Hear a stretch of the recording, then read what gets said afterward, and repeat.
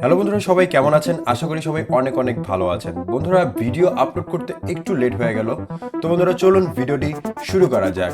বন্ধুরা, গত 2 দিন আগে ইন্ডিয়াতে আনঅফিসিয়াল ঘোষণা করা হয়েছে খুব শীঘ্রই কেটিএম ডিউক বাইক বা কেটিএম ইলেকট্রিক বাইক বাজারে শীঘ্রই আসতে চলেছে।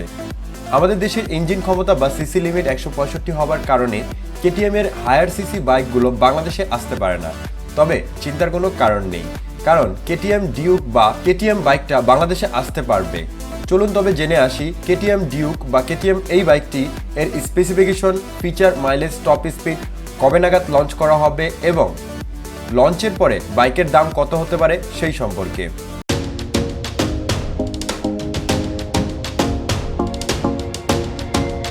প্রথমত বাইকটির লুক এবং ডিজাইন নিয়ে কথা বলবো। ইন্ডিয়াতে এই বাইকটির একটি ফটো লিকেজ হয়েছে। এই তথ্য মতে আমার দেওয়া ভিডিওতে আপনারা ছবিটি দেখতে পাচ্ছেন, তবে ইমেজ রেজলিউশন কম হওয়ার কারণে ফটোটি দেখে ভালো মতো বোঝা যাচ্ছে না। কেটিএম এই ডিউক বাইকটির লুক এবং ডিজাইন নিয়ে এতটাও চিন্তার কোনো কারণ নেই, তবে কেটিএম বাইকগুলোর সবগুলোর লুকই প্রায় সিমিলার হয়ে থাকে। তবে যাই হোক, বাইকটি যেহেতু electric bike, x hot silencer থাকবে না, কারণ ইলেকট্রিক বাইকে কোনো সাইলেন্সার থাকে না, এটা আপনারাও জানেন। বাইকটির সামনে single projector LED headlight setup করা হবে, তার সাথে থাকবে এলইডি বাল্বের ডিআরএল সেটআপ। বাইকটির সামনে ইউএসডি ফগ বা আপসাইড ডাউন সাসপেনশন ইউজ করা হবে এবং 17 ইঞ্চি অ্যালারিং এর সাথে 110/70 সেকশনের টিউবলেস টায়ারটি দেওয়া হবে এবং এর সাথেই থাকবে ডিস্ক ব্রেক। এবার আসি বাইকটির পিছনের চাকার কথায়।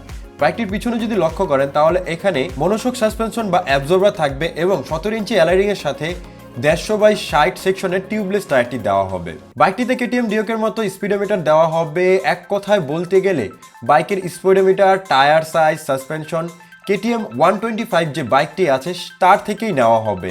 আপনারা হুবহু 125 বাইকটির দিকে তাকালেই আপনি কেটিএম এর এই ইলেকট্রিক বাইকটিকে কল্পনা করতে পারবেন। শুধুমাত্র পার্থক্য থাকবে হচ্ছে সাইলেন্সার পাইপের দিক থেকে। তবে যাই হোক, বাইকটির ইঞ্জিন পারফরমেন্স কেমন হতে পারে তা নিয়ে কথা বলি।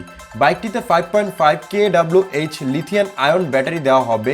এটিকে ফাস্ট চার্জার দিয়ে চার্জ করতে সময় লাগবে শুধুমাত্র 1 ঘন্টা এবং আপনি যদি চান হোম চার্জার দিয়ে চার্জ করতে তাহলে আপনাদের সময় লাগবে 5 থেকে 6 ঘন্টার মতো। এই ব্যাটারি একবার ফুল চার্জ করলে এর থেকে মাইলেজ পাবেন 170 থেকে 200 কিলোমিটারের আশেপাশে।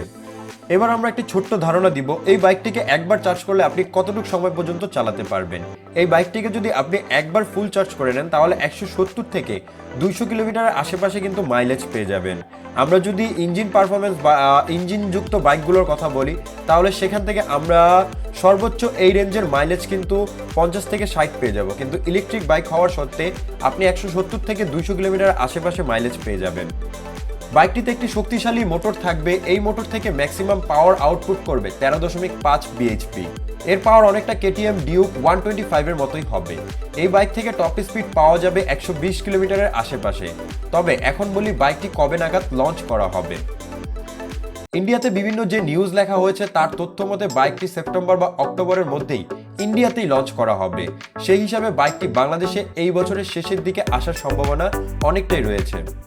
বাইকটি ইন্ডিয়াতে লঞ্চ হওয়ার পর কত দাম হতে পারে তা নিয়ে এখনো কোনো তথ্য পাওয়া যায়নি, তবে ইন্ডিয়াতে লঞ্চ হওয়ার পরে এর দাম হতে পারে 2 লাখ রুপির মতো এবং বাংলাদেশে এই বাইকের দাম নির্ভর করে আগামী বাজেটের উপরে, কারণ শোনা যাচ্ছে 2022 সালে ইলেকট্রিক বাইক ও কার ট্যাক্স রেট অনেক কমানো হবে। সেই সব বিষয়গুলো মাথায় রাখলেই বাংলাদেশে এই বাইকের দাম হতে পারে 3.5 লাখ টাকার আশেপাশে। বন্ধুরা, এই ছিল কেটিএম ডিউকের নতুন বাইক এবং ইলেকট্রিক বাইক সম্পর্কে। এই ভিডিওটি আপনাদের কাছে কেমন লেগেছে তা অবশ্যই আমাদের কমেন্ট করে জানাবেন, কারণ আপনাদের কমেন্ট পড়তে আমাদের খুবই ভালো লাগে এবং এরকম আরও নিত্য নতুন ভিডিও পেতে চ্যানেলটিকে সাবস্ক্রাইব করবেন। আর আজকের এই ভিডিওর জন্য আপনাদের থেকে আশা করব 200 লাইক। এই ভিডিওতে অবশ্যই 200 লাইক করে দিবেন। তো সম্পূর্ণ ভিডিওটি দেখার জন্য ধন্যবাদ।